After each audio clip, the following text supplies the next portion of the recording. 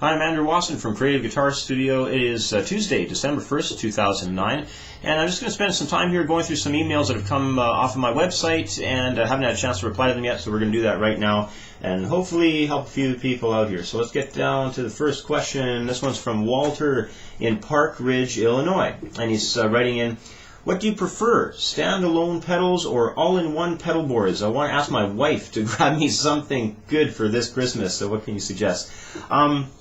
Well, it's when you compare standalone pedals, like the classics maybe made by Boss or something, to maybe an all-in-one pedal, you know, it's kind of tough to compare them. The standalone pedals are excellent quality, and the sound is fantastic. Like I still use a Boss. It's a DD3 digital delay around here. It's an excellent pedal.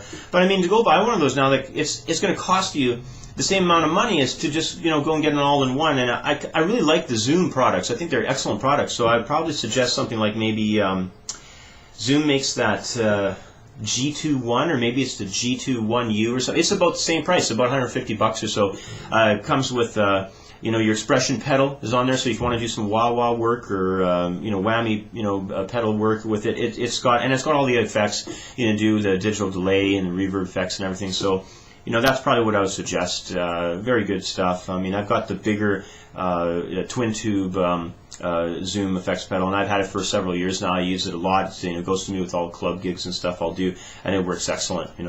So just less stuff to carry around, so everything's all in one spot. Let's go to the next question here. It is from Dale in Moore, Oklahoma. He's asking here, when you record, do you record the guitar clean or with effects? I read that it's better to add the effects later on. Also, what software do you use on a Windows platform for your recording?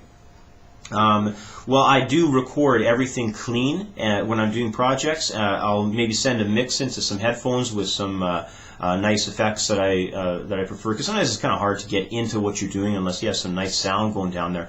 But I do record everything clean, and then I just sit there and I plow through all kinds of effects and find my favorites and what seems to work the best. So that's the way I do it. And when it comes down to software, I really, for a Windows platform, I don't think you can beat Adobe Audition. I mean, for the price and for what you get in that software, it's a very nice software. I use it all the time around here. It's excellent stuff. So Adobe Audition 3. I still have Adobe Audition 1.5 though on one of my other older computers, and it still works great. Okay, let's go to another question. This is from Jim in Minneapolis. You are excellent at video guitar teaching. Thanks very much. What is your opinion about pop music and its stars like Lady Gaga and such? It's like, that stuff's all disposable music. The people that listen to that stuff, they don't even know the difference between like a B flat and a flat tire. It's just, they have no clue usually, and like they're not listening to music like a musician would listen to it and think, oh, that's a cool time signature. That's a really neat idea, the way they move from that A major chord into an E minor chord, and it's nice color or something. They don't. It's all this music. Like when I was a teenager, there was Madonna, and she was huge. And then like now, you stop an average teenager on the street, I don't even know if they could name you one song by Madonna, and she was massive, for years. So I mean, it's kind of it just goes through a cycle. The industry just pours loads of money into promoting it. It's all merchandising. Like my daughter's, she's 6 years old. She got a pen, it's like a Hannah Montana pen. So now she thinks Hannah Montana is cool. She doesn't even know anything about Hannah Montana. Just this pen sort of lights up. It's kind of a neat pen actually. Sort of lights up like Las Vegas sort of style on top of it. So I don't know. It's just marketing. It's just like I was saying. To me, that stuff is just totally disposable music. Let's go to another question here.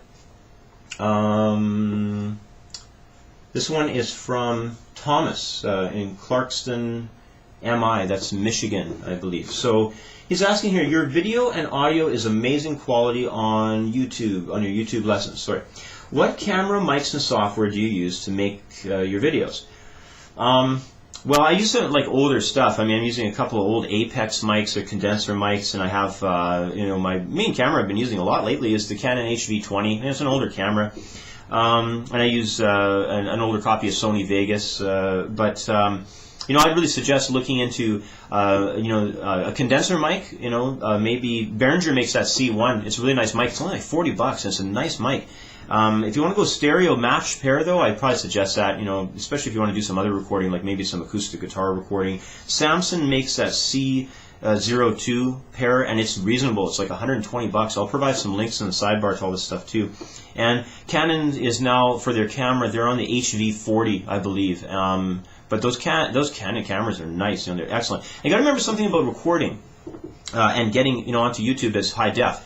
You've got to record with a camera that's high def. Like, you can't record with just any old camera and then somehow make it high definition. You've got to record in high definition, and make sure your stereo audio signal is, like, when I record these quick webcam things, I actually go and pull the audio track out and I upconvert it into stereo so that it can show up on YouTube as high definition, as HD. So you got to remember. Now, you know what? I can provide a link in the sidebar to this guy's YouTube channel. His name is Bill Myers, and he has a YouTube channel. I think it's called Gorilla Bill.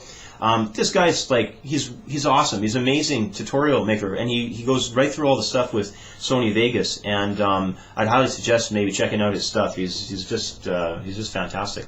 Anyway, I got to wrap it up. I got to head out of here and go and I got a project I'm doing, recording some Christmas carols. So I got to go and do that.